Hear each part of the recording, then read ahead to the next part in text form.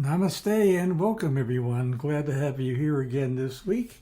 I hope life has treated you well since we last gathered together, and that you're well and plenty happy living your life these days.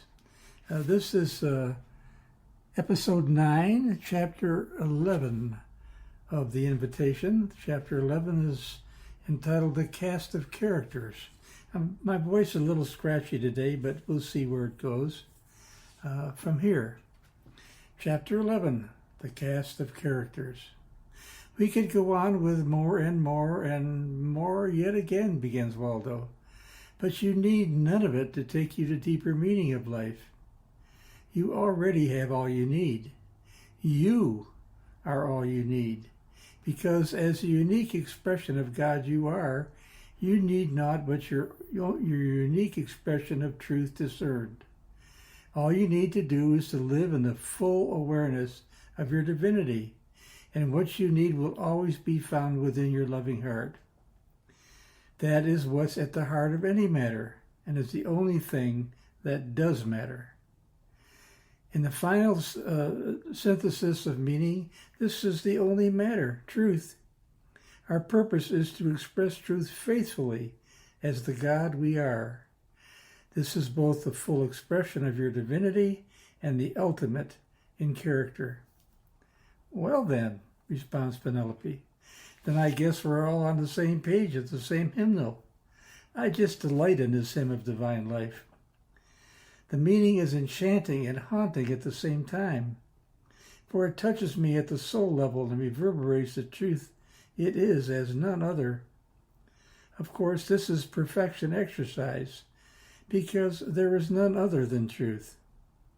Henry, wouldn't it be lovely if each could see himself in this characterization, rather than as an illusory figment of their imagination?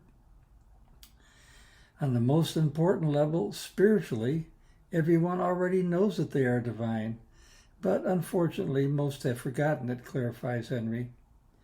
As we have said on so many occasions, Penelope, the aim is to become aware of the truth of our being, what we already are, so we can function in the fullness of that characterization. That's precisely how I look at divinity, adds Waldo, which shouldn't surprise you, since I'm quite confident that you know by now that you've been channeling Henry and me all this time.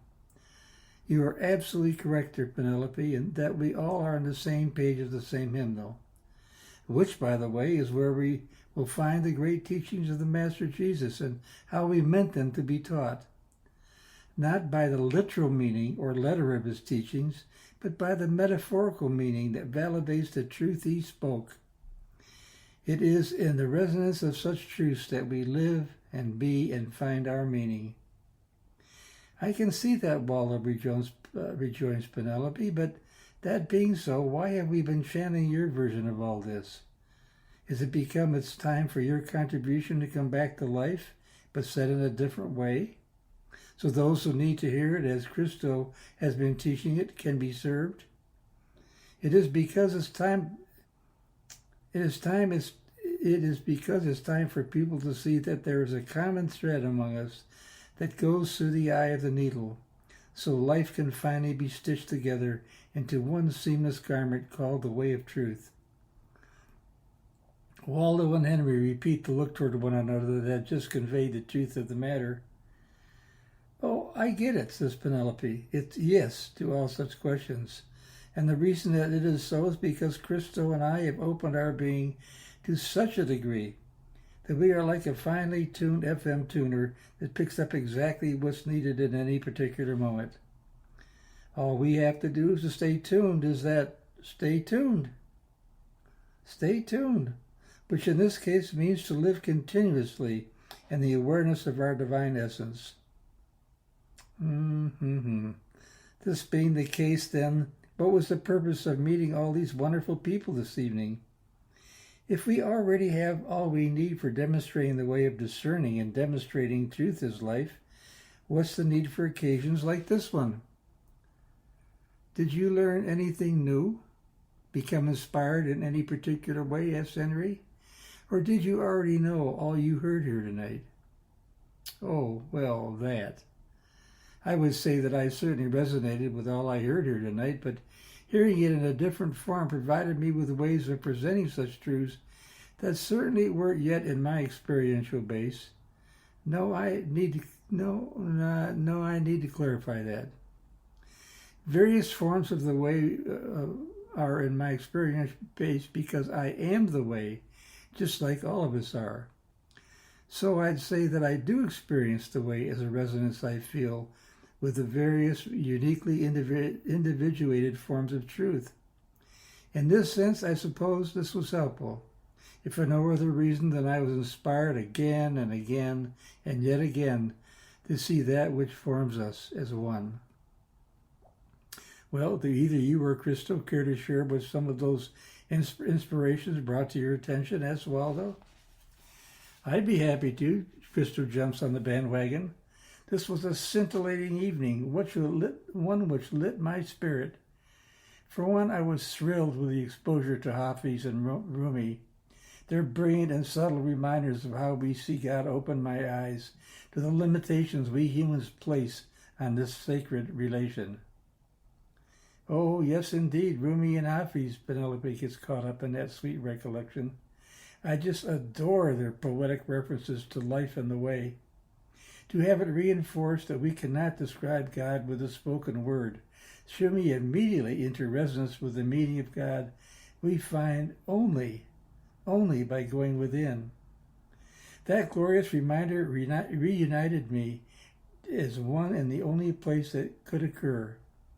Speaking of God as the water that had never left the stream, or the essence of musk of which we are the scent, brings the spirituality of oneness so alive. They just exude the loving way, simply, yet profoundly, as only heartfelt poetry can do. Or maybe I should say as only heartfelt poets can do. Excuse me for a moment. That's better. Their life's work speaks so profoundly to the essence of love, of divinity, with every assurance, Christo enthusiastically endorses them, that the first cause of the loving way is everywhere present, and that all the rest is but an insignificant detail. Waldo enters the dream once again, and the solemn truth that God cannot be described in mere words, as you have told us, Penelope. It's only by resonance with God's truth discerned within that we can identify with God. Can meaning be truly discerned? Let's not forget that. Remembrance is the key. I'll say, says Penelope, and this is what enables us to see what we are, divine essence, instead of some personal image. Personality, I think we call it. Bathing in the truth of our innate nature allows me to see that our abundance is the gift I am.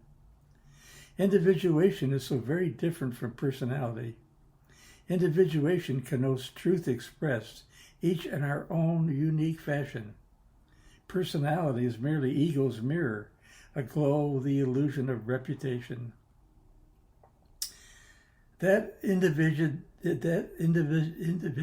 nature, is our only true nature, that which manifests as the image and likeness of God, says Christo for emphasis. Divinity is the foundation and essence of our being, and so only what we can most naturally express. Rumi and Hafiz have reminded us of the need for remembering with truth, lest we forget and resort to mankind's more mean and ordinary ways.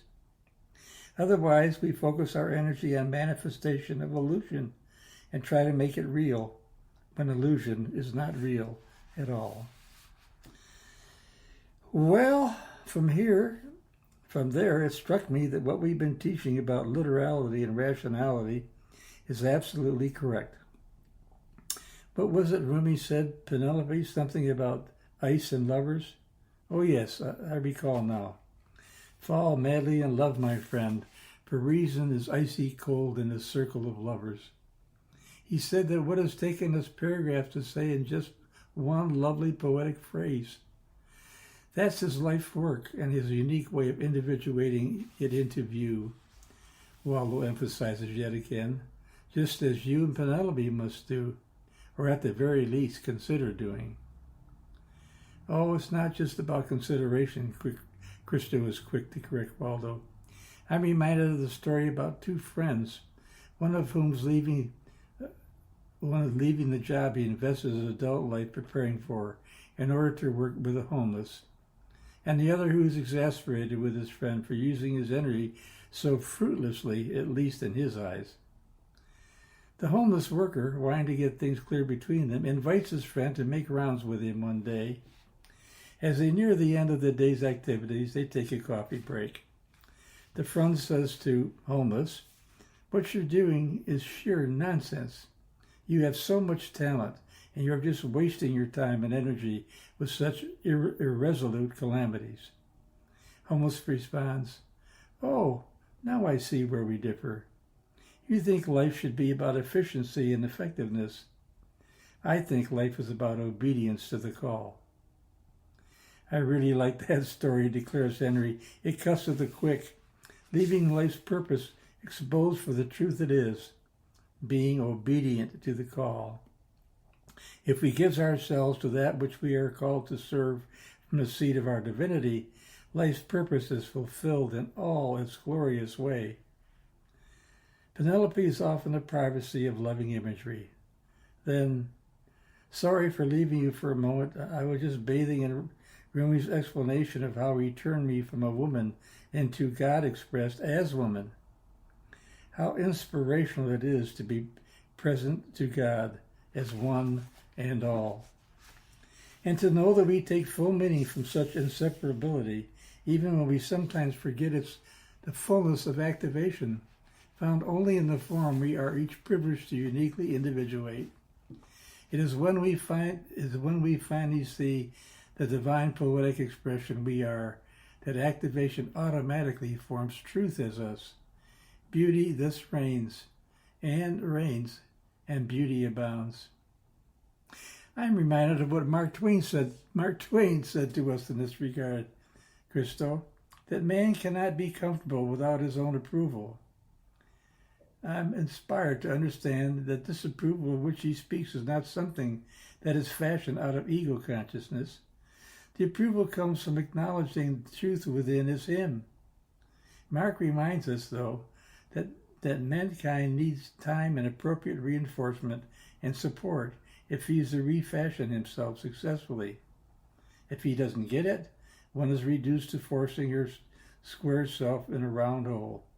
For most of us, it's gradual shifting that finally results in insight and enlightenment. In the embrace of such seemingly instantaneous change in spiritual discernment, the mean is transcended for the deep. This new expression then forms what we call biography, yet not defined by the words one says about someone, even themselves. Biography thus becomes the degree to which the character of the loving way individuates from each of us. That is our biography.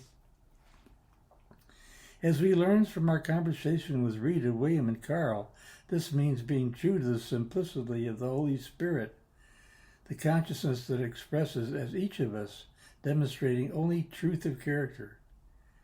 Otherwise, we are tied to the complexities and vagaries of the human condition, none of which is truth.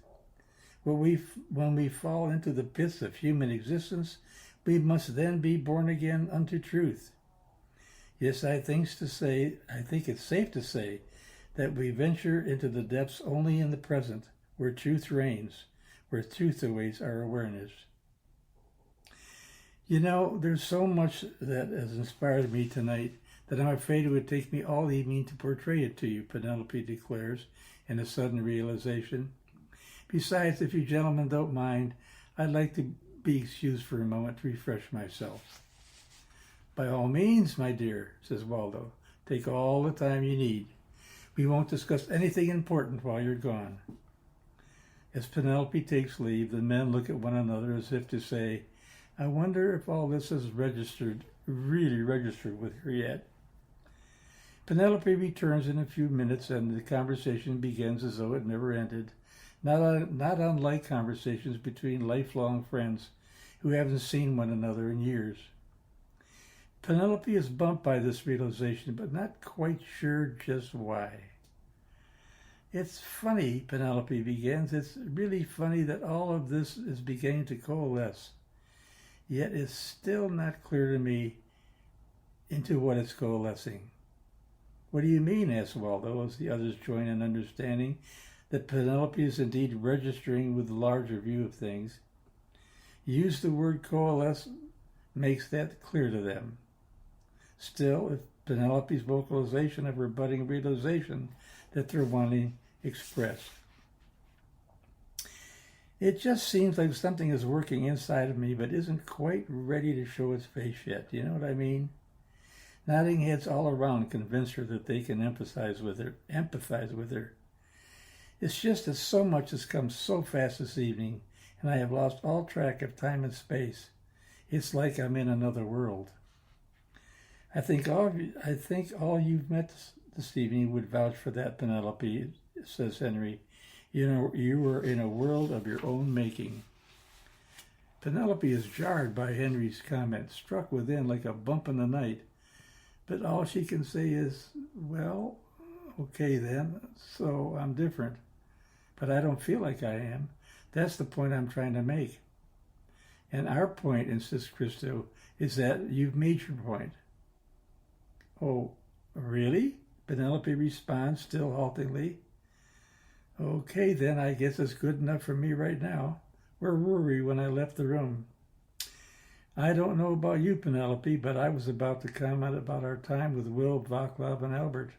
Now, that was a winner. Oh, indeed it was, Penelope agrees, and then some. I particularly like the distinction Albert made between the terms perception and perspective. I often use perspective when I mean perception. Perspective deals with a relative view of something, while perception involves the exercise of our intuition in expressing truth.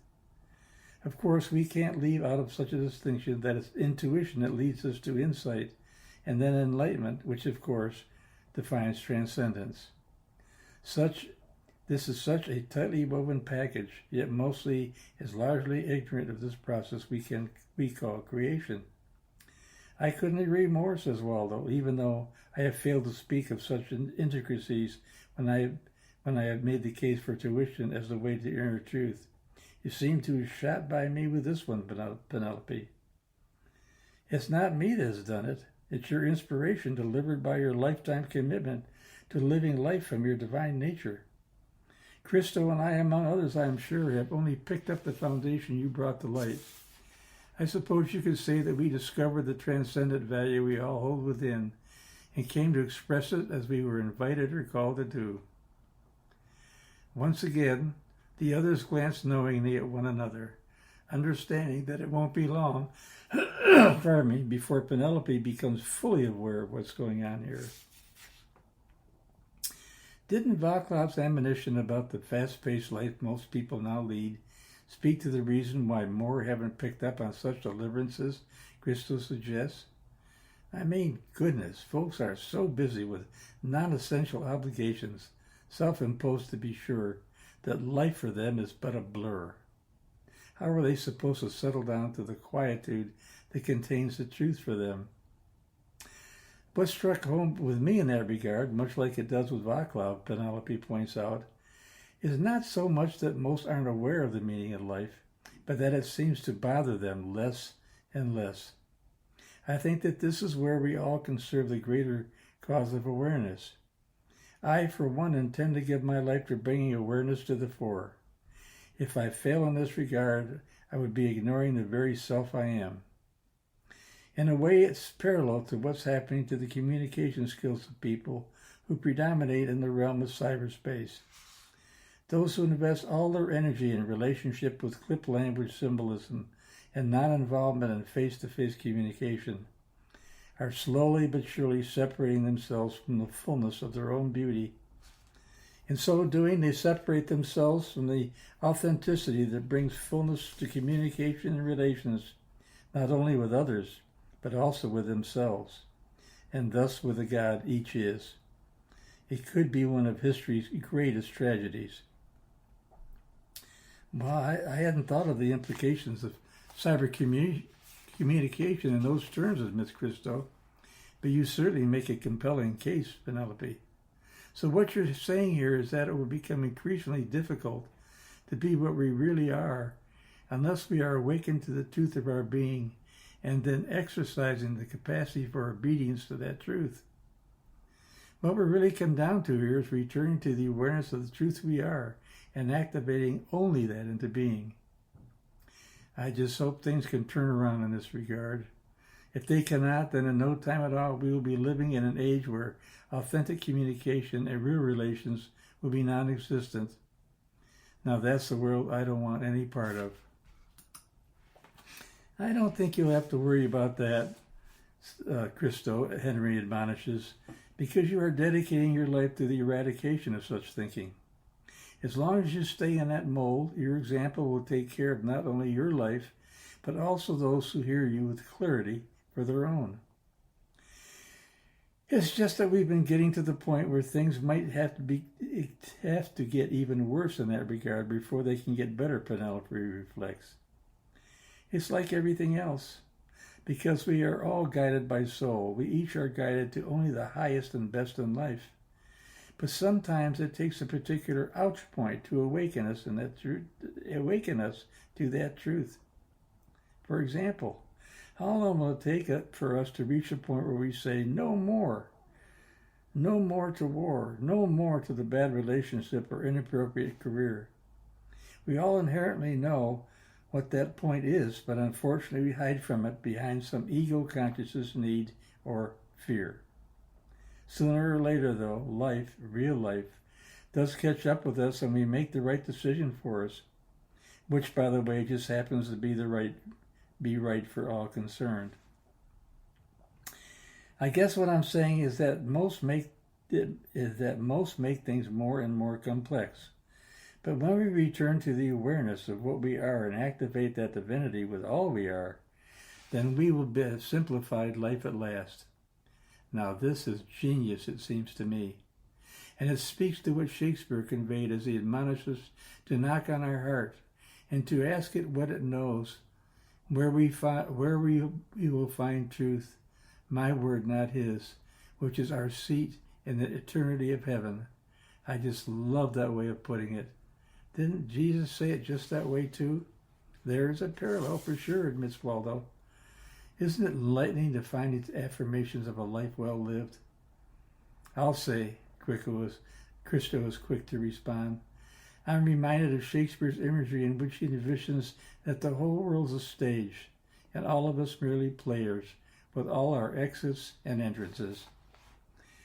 Christo's commentary on Shakespeare's vision strikes Penelope to the core. Wow, she exclaims with perspiration immediately beading her brow. I can't believe what you just said, Christo. Do you remember what I said when I returned from the powder room, that I was feeling like I was in another world and that I felt like things were coalescing in me but didn't yet know how? Each acknowledges that recollection, and Penelope continues. Well, I have just been coalesced, she proclaims, and you'll never guess what it is. The power of her energetic shift strikes one and all with indelible clarity. Probably not, Waldo says with tongue-in-cheek. So why don't you tell us, Penelope?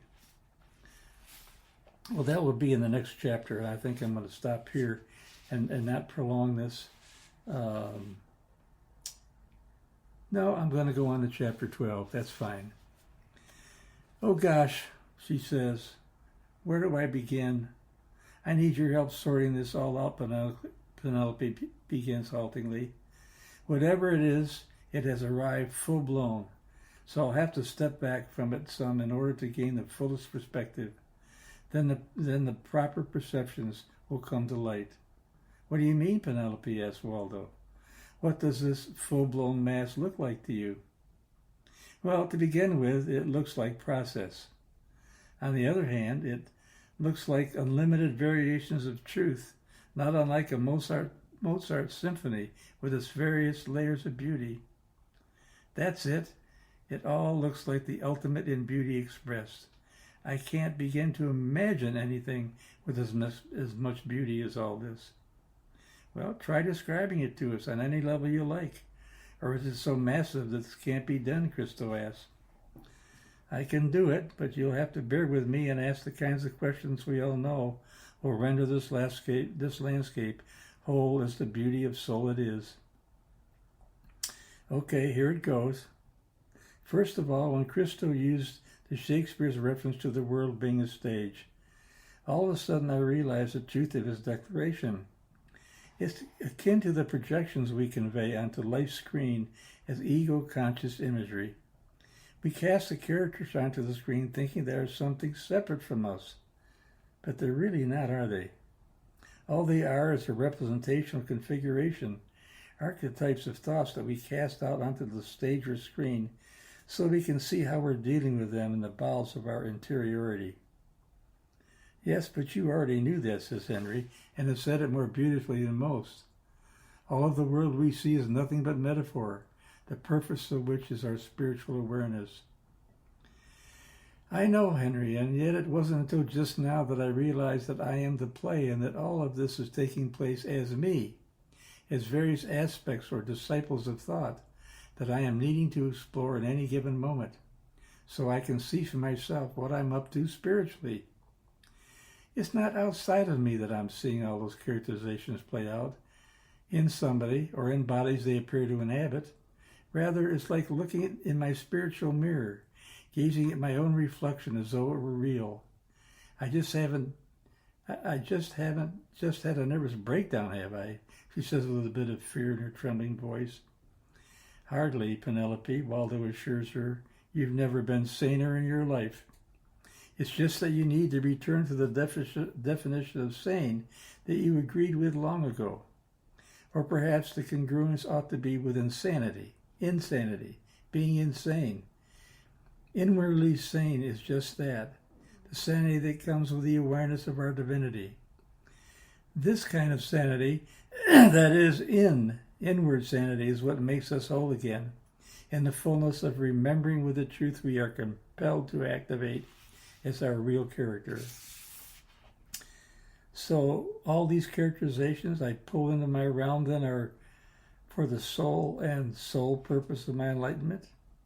Yes, in a way, affirms Henry. They really are to show that your innate, most natural state is one of enlightenment. So it's been my intuition that has led me to expose what I'm then inspired to show onto the screen as the way to understand my spiritual incongruity at the moment. Sometimes it's more the case that you're looking at the consequences or consciousness you're using to bring life about. You're getting there. Keep going, Christo urges. Well, if all this is taking place only within me, then it appears to me that I'm not a physical being at all, but merely a state of consciousness that is using the ultimate in creativity in order to return to the truth of what I am, so I can reside in and activate only the truth. Score one, another one for Penelope, Waldo exclaims. Yay! Wow! So none of us here is real? And all of what's gone on tonight is also unreal? What fun is that? Haven't you enjoyed this? Asked Waldo, feigning hurt feelings. Both the events of the evening and all the characters you've met? So you could finally discern the absolute truth of what you are? Oh yes, I've enjoyed it to the utmost. It's just that you have to become accustomed to this higher perception about life, that's all. Not to worry, you are adjusting rapidly, Christo suggests, because you already are perceiving truth beyond what I'm sure you even thought possible. Oh, that sure is so, Christo, but I was hoping that somehow I'd really get to meet these wonderful characters again. They've been so special to me and mean so much to me. And just where do you think they're going, he asks. As elements of eternity, they never leave, just as you don't or will not. You can call them any time you like, and lo and behold, there they are. Oh, you mean just like I did tonight? You mean that I called up each of these characters for the same or similar purpose? Oh, gosh, this is what spiritual telepathy means, isn't it? And that I can do it as I wish. Yes, yes, and yes. And yes, yet again, answers Waldo with a twinkle in his eye. Do you have any idea yet why it is that Henry and I have shown up? Well, somewhat of an idea, but not really. Well, give me a moment to wonder and wait of awe. Oh, sure. Absolutely. I invited you in because I needed some reinforcement for how I've been viewing my most natural state. I had strayed from the divinity and got into ego-consciousness demonstration of incongruity. Oh my gosh. I just realized that I had cast Christo and all those others we supposedly were working with onto my ego-consciousness screen, so I could see the nature of the struggle I was having, playing all those mental games. Seeing all the machinations characterized by the role players led me to become aware of where I had gone astray from the only way. I have now returned to my natural state of consciousness and am cementing it through this stage of ultimate discernment. Can you now see why we worked so hard on enhancing the varying levels of discernment so you could teach it to yourself yet again, and thus remember with it as your most valuable tool? Resonance has its value, Christo suggests, as a sure sign of where one goes astray, to what one must and to what one must return. As spiritual beings, we use the ego consciousness means just this way, as a screen or stage upon which we can cast what we must when we feel we're out of sorts with the only real reality.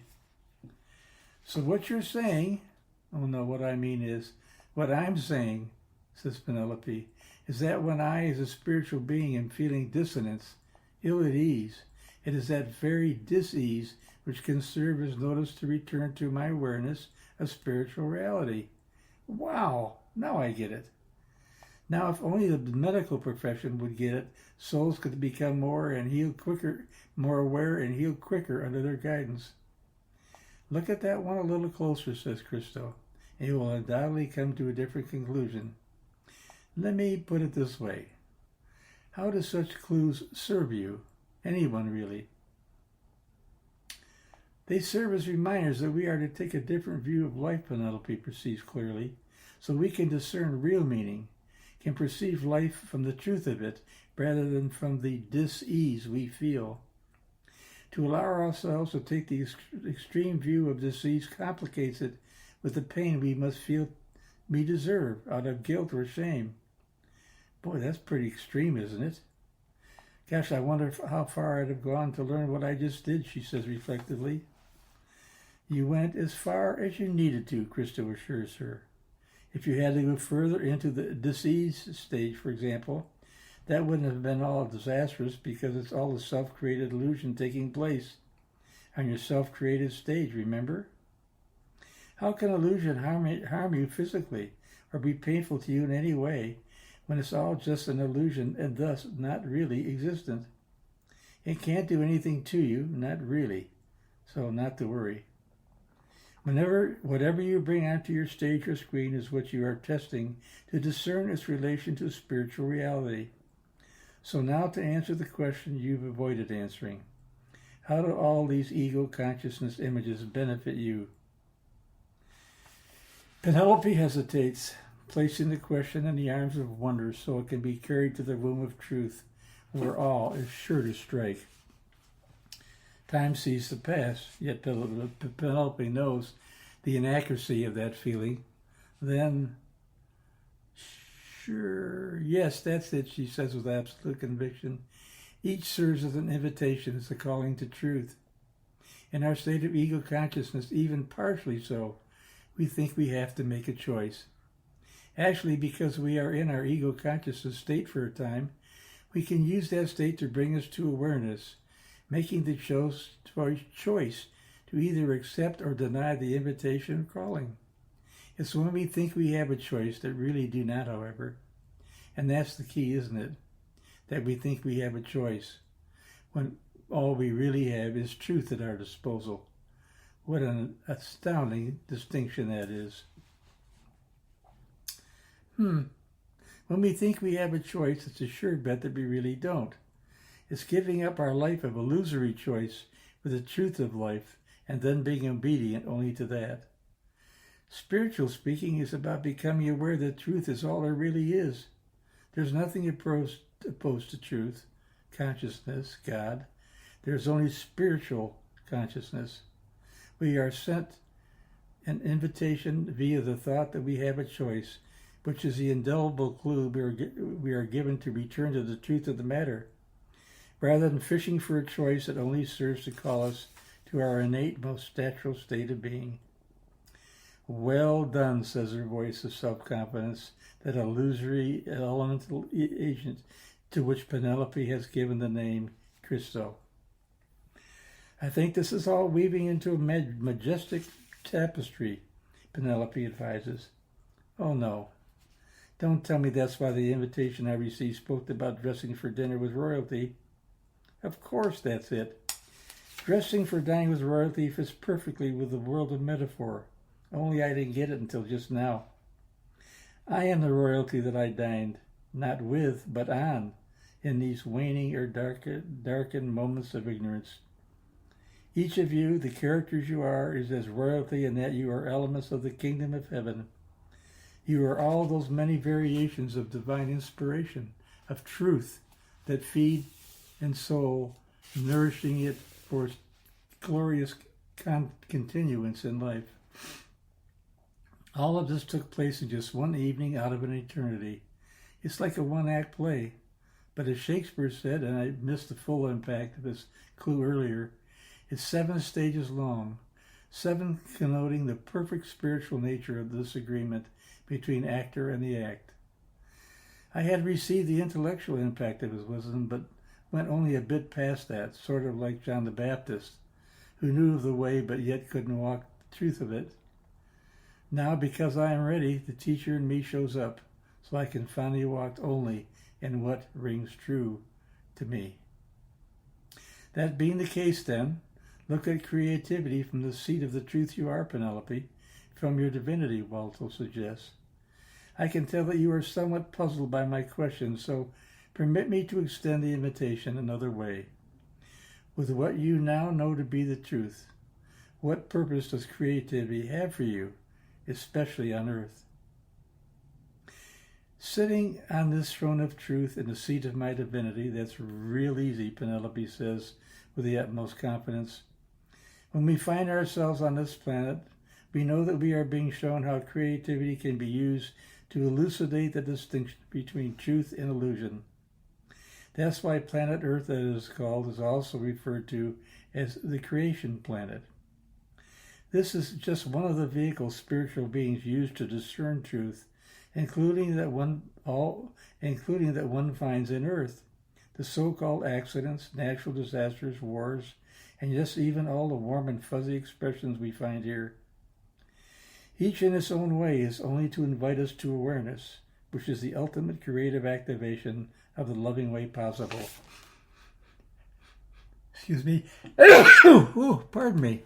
Thank you for all of those who did. God bless you. I give my ego consciousness way of life up so I can find real life. This is the ultimate in creativity. For once activated, the truth of my being is found, has reverted to awareness yet again. Indeed, I was lost, and now I surely am found. Now that you found yourself, with a capital S on self, Christo pushes yet another giant step. Just why is it that you gave yourself the name Penelope this time? Even in her state of current truth, Penelope has to search some for this one. Then, as usual, all arrives. Well, of course, because I had been receiving all these clues and cues and understood them as the loose ends of truth, but hadn't yet woven them all together into one cohesive whole. I needed a bow to intuition and leap the inferential gap, so I could weave all this inspirational meaning together, expressing the beauty of the completed tapestry. Thus my name, Penelope, which connotes the weaver. And I gave you as a representative of Christ's consciousness the name Christo, which is the essence and the power of truth that guides us through eternity. I would have discerned this long before this, I should have, discerned this long before this, rather than sitting on the horns of ego consciousness imagery. Don't shoot on yourself, Penelope, even if it doesn't become you. Only your truth becomes you, Christo says with a sense of finality. Penelope picks up on the shifting energy and is suddenly saddened by the potential of her lasting departure. Please, before you leave for good, Christo, answer just a last question or two for me. Sure, he says, without reluctance of any kind. Why not? First of all, what about this names thing? Did I just assign names to characterizations of archetypes in order to enlighten? Your question is what? That you assign them, or that they are clues to be used to awaken you to the truth? Come on, Penelope. They're all your characters. Why did you assign them particular names? Well, put that way, I put names on them that would serve as clues to how I was behaving spiritually. But that didn't work too well, did it? I mean, just look at how many characters I used in the play Keys to the Door of Truth. There are over 100 of them. You don't mean that I needed all of them to get me to the truth, do you? Oh, you're not going to answer that one for me. Of course, I did it to myself. No, that's not right. I did it for myself. Anywhere along the way, I could have returned to full awareness of what I am, and thus aborted the act on the state of ego consciousness repetition. Dear one, I suggest that you return to that stage momentarily and revisit the names used there. It will give you many clues to what life can offer. Isn't that why you have also used the potential for names of locations to inform you about your then current state of spirituality? You might want to lessen a load of it by looking only at the names you chose in this rendering of your one-act play. That might make it simpler and yet provide the same level of genius. Well, that sounds good. I'll do exactly that, Penelope agrees, as though speaking with an entity separate from her. And when you do, pay particular attention to their sound. Penelope's brow wrinkles at Christo's suggestion. Yes, I know, he responds, getting her intent. This seems strange, weird even, but each name is intuited by our so-called parents.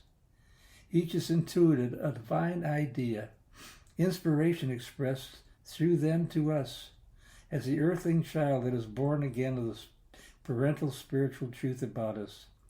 The sound of which I speak relates to the more familiar term vibration, and that which we have called resonance. Your name implies how you individuate the truth you are. Each time you hear your name said by others or you, that resonance strikes a familiar chord, thus propelling that loving energy into the universe, with you as its source and substance. In a nutshell, each name given is a special attribute of godliness, consciousness, so this is a clue as to what you are living out spiritually in this so-called physical world. For example, let's take a quick look at the intent of your given name, Penelope. Your name defines you as a weaver. You are the extraordinary gift of one who takes loose ends of truth and weaves them into the finest tapestry of all, a whole fabric, truth in all its wholeness, a seamless garment. If we can take the meaning of what your name represents, we can find guidance in Webster's Unabridged Dictionary, page 2154, in the several definitions there. To interlace is so to form a fabric or material. To form by combining various elements or details into a connected whole. To introduce as an element or detail into a connected whole. To compose a connected whole by combining various elements or details. In another sense, though, metaphorically, you and thus we weave childhood images into what we take to be the truth. But spiritually, we have changed the warp upon which we weave life, from elements of error to threads of truth. Truth becomes a connected whole. That first cause is inseparable from its effects. In all these ways and more, and we have witnessed to the weaver in each of us.